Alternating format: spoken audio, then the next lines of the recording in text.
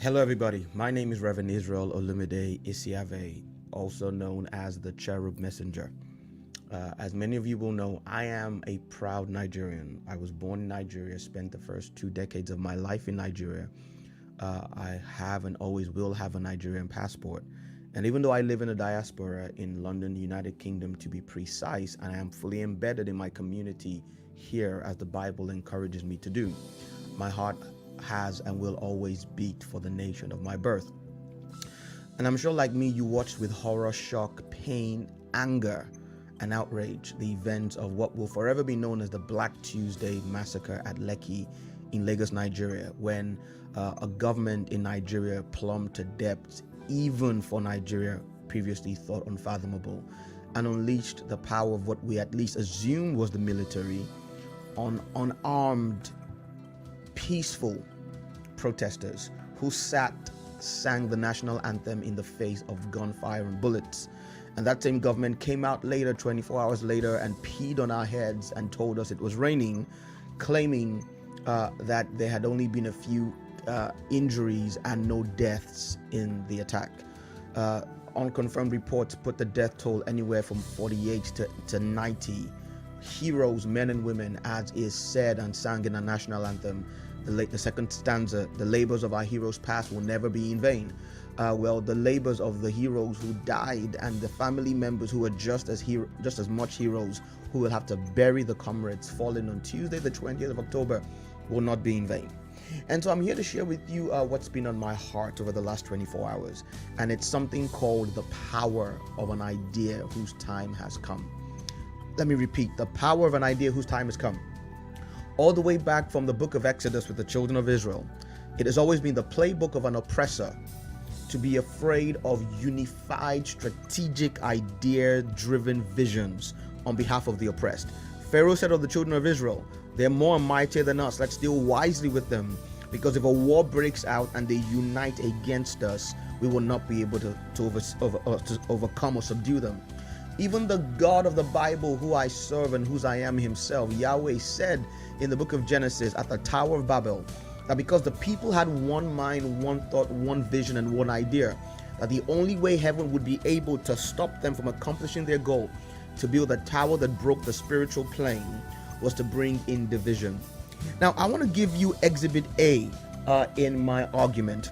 If you would look at this picture on your screen, this is an excerpt, a verified excerpt from the Twitter account of the ex-governor of Lagos State, Senator Bola Ahmed Tinubu, in a 27-tweet missive that started well and ended well, by whatever standards you measure, was something buried in between, which I hope too many people did not miss. I'm going to show you tweets 15 and 16 from a 27 and 28 tweet epistle. He says, the intent of the organizers of the protest is to achieve stated objectives on police reform, which the government has in principle accepted. In essence, we're happy if all you want to do is complain about police brutality. Anybody with a brain understands that's wrong. We will make a show of acceding to your requests.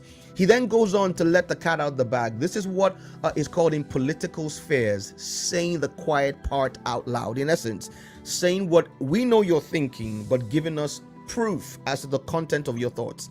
It can certainly not be their motive to cause generalized anarchy or effect regime change. Tweet 16.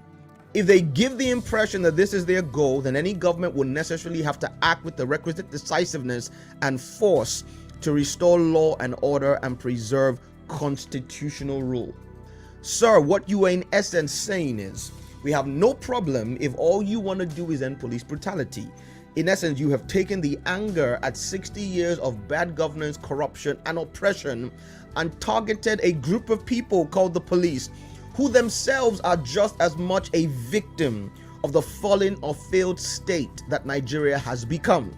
As long as your anger is directed anywhere else but the oligarchy and the ruling elite, we are fine.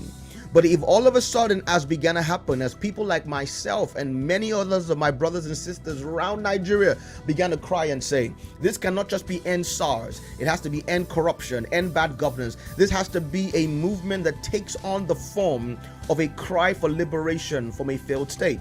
And the moment that idea got out there, what happened? The ruling class panicked. This is the power of an idea whose time has come. I was having a conversation with a mentor of mine 2 days ago on my show, Dr. Edward Addison, and we spoke about the fact that before the biblical nation of Israel entered the promised land, before God ever gave them a land, before God gave them boundaries and an economy, before he gave them a physical domain, that he took them through 40 years in a wilderness where he was building a nation. And the purpose of building the nation, or the concept of building a nation, is this. A nation is not a nation because it has boundaries and land and a government. It's a nation because it has culture and ideas and a unified identity, a legal system that works, a judicial system where the rule of law is regarded and respected. And so for 40 years, God begins to establish for the nation of Israel a sense of cultural identity. The idea, the national vision of what it is to be an Israelite. For the ancient Hebrews, it was to be a kingdom of priests whose everyday lives reveal the power of their God. For the nation of America in modern day times, it's to be a land of opportunity and equality where everybody has a chance to be somebody. The question for a long time has been, what is the common corporate vision or idea that binds Nigeria? And we didn't have one till 2 weeks ago. And the moment the ruling class realized that a generation had finally cracked the code on a national vision. And what was that vision? A nation where peace and justice reigns, where righteousness and opportunity is applicable to all, where injustice is condemned and bad governance is eschewed.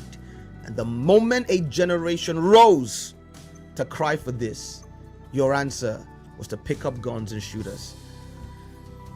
I say this with a heavy heart because I am one who has respect for authority. I have respect for both political and spiritual authority. But I have to say, Nigeria now is a failed state. And so I'm looking directly at you, President Muhammadu Buhari. I'm looking directly at you, House of Representatives and Senate.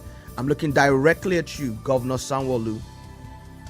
You can shoot us, but you cannot shoot God, in the words of my sister, Pastor Mona Defala. You can shoot people, but you cannot kill an idea. You can oppress individuals, but the power of an idea whose time has come is timeless and undefeated in history. Nigeria as a nation is an idea whose time has come. I am finally able to say with no equivocations, I am proud to be a Nigerian. And so I stand with my fallen comrades. I stand with my fellow Nigerians. I stand with a generation saying, not just end SARS, end bad governance, end corruption, end oppression, and end the experiment of the failed state that has been Nigeria for 60 years. We will overcome. You have been warned.